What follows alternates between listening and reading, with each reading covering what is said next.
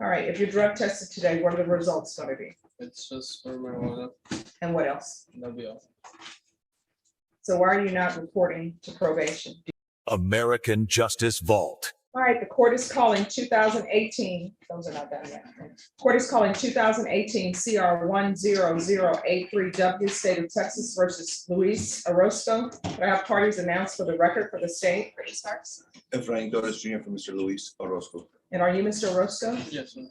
Mr. Orozco, I'm showing you what's entitled motion to enter adjudication of guilt and revoke probation.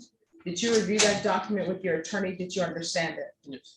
Are you the same Luis Orozco who was placed on deferred adjudication in 2018 CR 10083W Yes. for the offense of possession of a controlled substance, penalty group 1 less than 1 gram on September 26, 2018 for a period of 3 years? Is that you? Yes. That's And correct. extended for a total of 1 year? Is that you? Yes, ma'am. All right, state. Yes, Judge, violated condition number 5. In Bexar County, Texas, the defendant, Luis Orozco, did then and there fail to report to the supervision officer as directed for the months of November and December 2021 in violation of condition number 5. How do you plead to that? True or not true? That's true. We waive all other violations. Judge.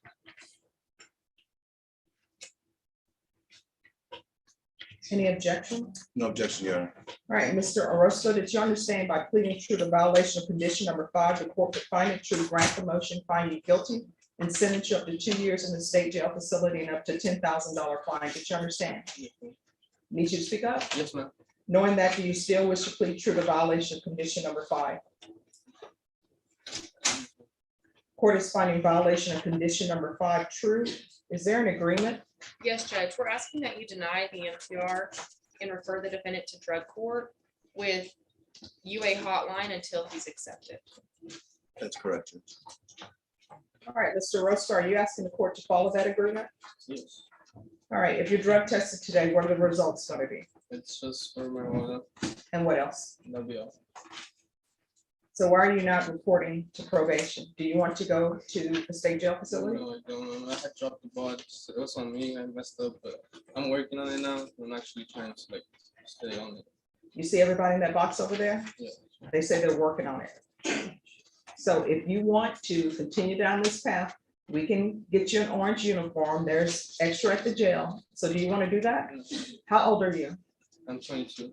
I recently turned 22 like 2 months ago. 3 months ago. All right. So what are you doing with your life other than smoking marijuana and not reporting for probation? I'm starting to work. I'm working at a door company and just trying to stay out of trouble and stuff. All right. So you need to start asking yourself, because some people think marijuana, no big deal.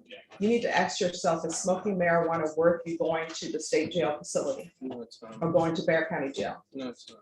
And I know that they didn't go on this, but I see that one of the substances that's alleged to have been used is cocaine. So I need to make a determination on what is best for you.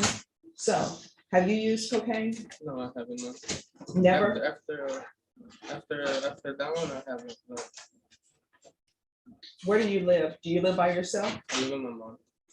All right. So where are you smoking your marijuana? I'll go to my friends and I'm just trying to stay away from them also. All right. So you know we have something going on called COVID. Do you love your mom? Yes, I do. All right. So I already know that when people are using drugs, they're not as careful as they should be. So your mom is providing a roof over your head. I'm sure she's feeding you, right? Yeah. You're not paying electricity. You're not paying the water bill. You understand? Yes, ma'am. Right?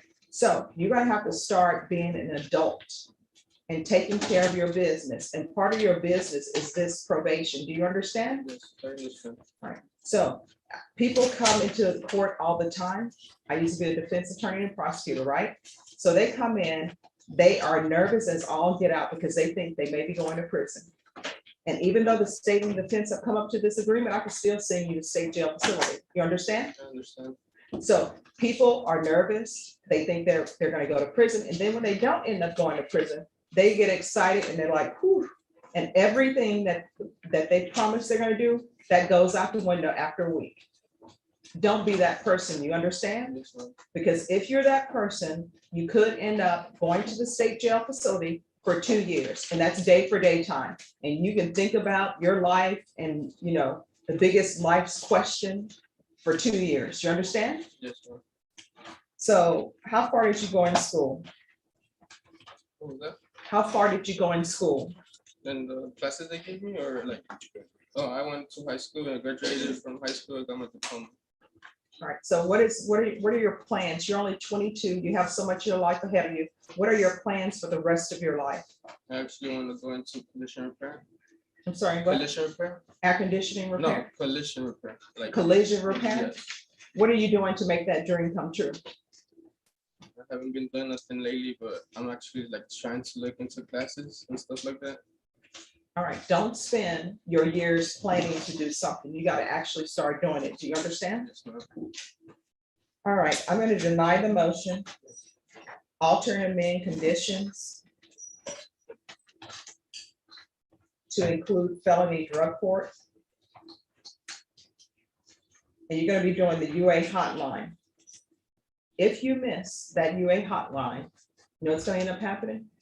I'm going to get one of these back, and it's going to be a motion asking whether or not I want to sign this. And you already know the process if this is signed, right? A warrant is issued, you go to jail. Hopefully your mom, because you're not doing it, can bond you out. Do you understand? All right, I'm going to do that, and I'm going to want field visits because I see I'm not the person who placed him on probation. So I'm going to want field visits 2 times per month for him until he's accepted into felony drug court. And we're going to do a curfew. And that curfew is going to be at 6 p.m. unless you're at work. So you need to be at your home before the street lights come on. You understand? Yes, ma'am. And as long as you're living with your mom, you need to follow your mom's rules. So help her out around the house, sweep the floor, do the dishes. Back in my day, you didn't have a dishwasher. You actually had to hand wash the dishes and hand dry them. So you have it easy. I actually still do. I help her wash dishes and stuff. So Don't help her, just do it, Yes. okay? And clean up around the house. That's what my grandmother would always say, clean up. You bored, clean. All right, so that's what we're gonna do for him. And if we could make sure that he's put on the list for felony drug court as soon as possible. Ms. Abrams, is there anything else that he needs?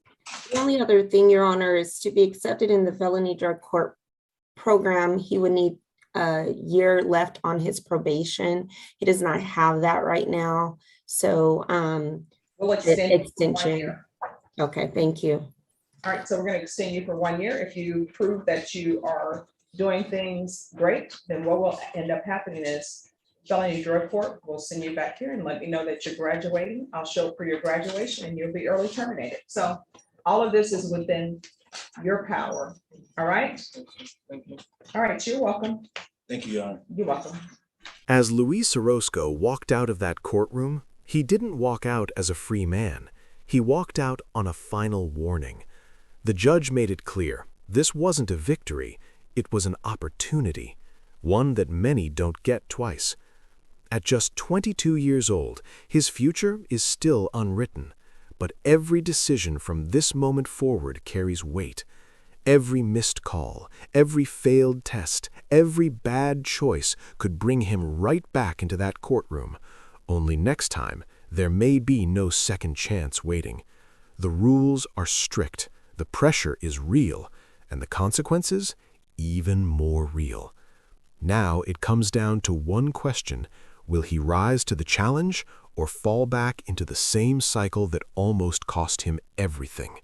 Because the system gave him a path, but it won't walk it for him. And somewhere down the line, there may be another hearing, another decision, another moment where everything is on the line again. When that day comes, will it be a story of redemption, or the moment everything finally catches up to him?